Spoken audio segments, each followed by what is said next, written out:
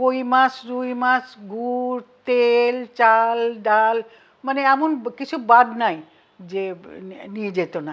আমরা তখন পারিশ্রমিক চাইতাম না, আমরা চাইতাম অভিনয়টা কেমন করব। আপা, ওই যে 12 বছর বয়সে এই যে রূপবানের যে খ্যাতিটা, এটাকে আপনি কিভাবে সামলেছিলেন আপা? তখন যেমন সঙ্গে সঙ্গে ক্যামেরায় দেখা যায়, তখন তো দেখা যেত না, দেখতে গেলে 3 দিন টাইম লাগতো।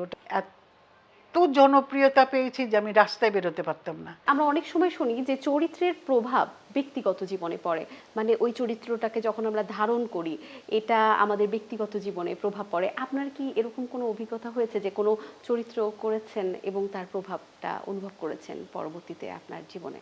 না, এরকম প্রভাব পড়ে না, কারণ আমি যেমন ধরেন যে সব অভিনেত্রীর কথা বলবো, যেন আমরা ডায়লগ মুখস্থ করে ডায়লগটা বলি, অভিনয় করে চলে আসলাম, ব্যাস শেষ। আবার ক্যারেক্টারটা থেকে বের হয়ে যাওয়া, হয়তো বাসায় এসে চিন্তা করলাম যে এটা হলো কি হলো না, না হয়েছে। আর তারপরে তো ওটা করা যায় না, আগে তো সঙ্গে সঙ্গে দেখা যেত না, এখন যেমন সঙ্গে সঙ্গে ক্যামেরায় দেখা যায়, তখন তো দেখা যেত না, দেখতে গেলে 3 দিন টাইম লাগতো, ওটাকে আবার কি প্রিন্ট করবে, কি ধোবে, কি কত ল্যাবে যাবে। তো এটা আগে আমাদের সংশোধন করেই তারপরে আমাদের এটা করতে হতো আর কি। টানা তৃতীয়বার অর্জন করেছে দেশের সেরা সুপার ব্র্যান্ড স্বীকৃতি বসুন্ধরা টিস্যু।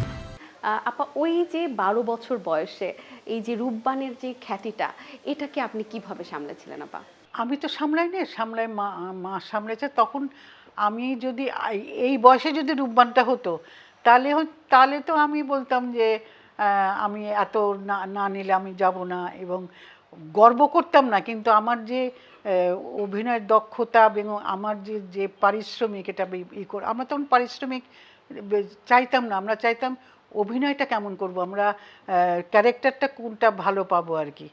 তো আমি তখন এত জনপ্রিয়তা পেয়েছি যে আমি রাস্তায় বেরোতে পারতাম না, এবং আমার বাসায় ময়মনসিংহ থেকে, তারপরে কুমিল্লা থেকে, তারপরে ঢাকার থেকে মানুষে মাছ, মানে এত তরকারি খাওয়া নিয়ে যেত যে ড্রয়িং রুম ভরে যেত আর কি।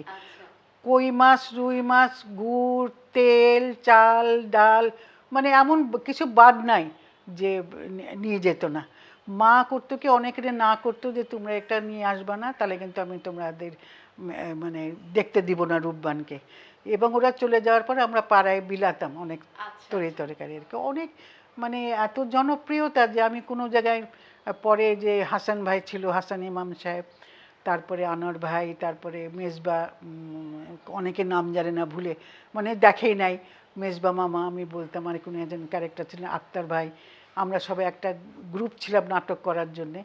খুলনায় গেছে নাটক করতে, আমি নাটক করতে পারি নাই, এত ভিড়, এত মব হয়েছিল যে এসপি, ডিসি সাহেব আর ওসি সাহেব বললো যে আমরা এই রিস্কটা নিতে পারবো না, ওনাকে ঢাকায় পাঠিয়ে দেন।